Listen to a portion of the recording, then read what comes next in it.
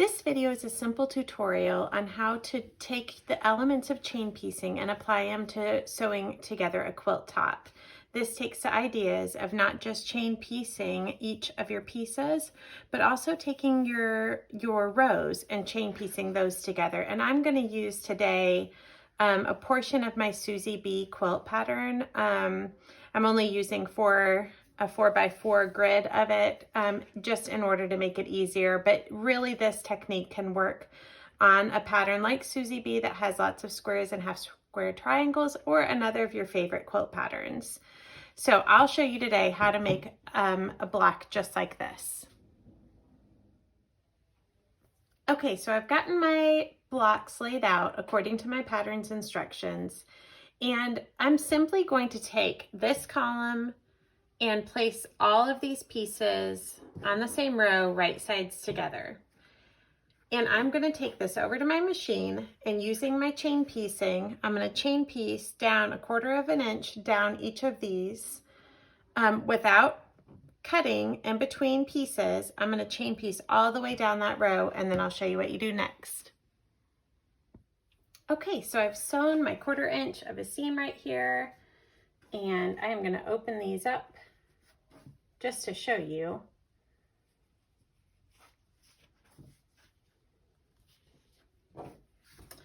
That all of those are sewn together. And now what I do is I oftentimes just leave this over at my machine and come over and grab my next row, but I take each one of these, and without rotating, I pick them up like this, and then as I'm going, I match them sewing down my row.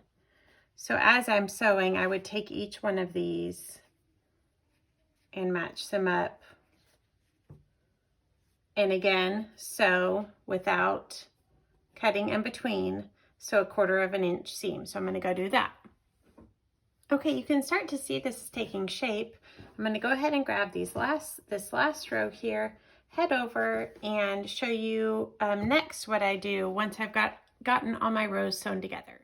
Okay, so I have all of these rows sewn together, and they're attached to one another with little bitty threads that you can go through with a seam ripper or some snips, something that you can be really careful because it probably is tight right in there, and cut through those. And then one thing that I do is alternate my pressing.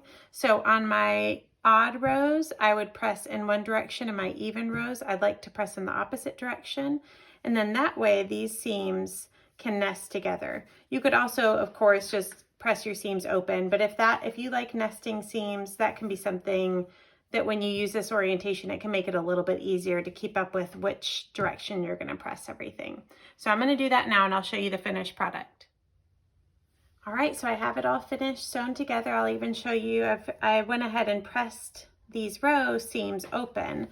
And I don't often show the back of my quilt because it's not usually very pretty, but this lets you see how I've nested each one of these rows together, the seams on each row together.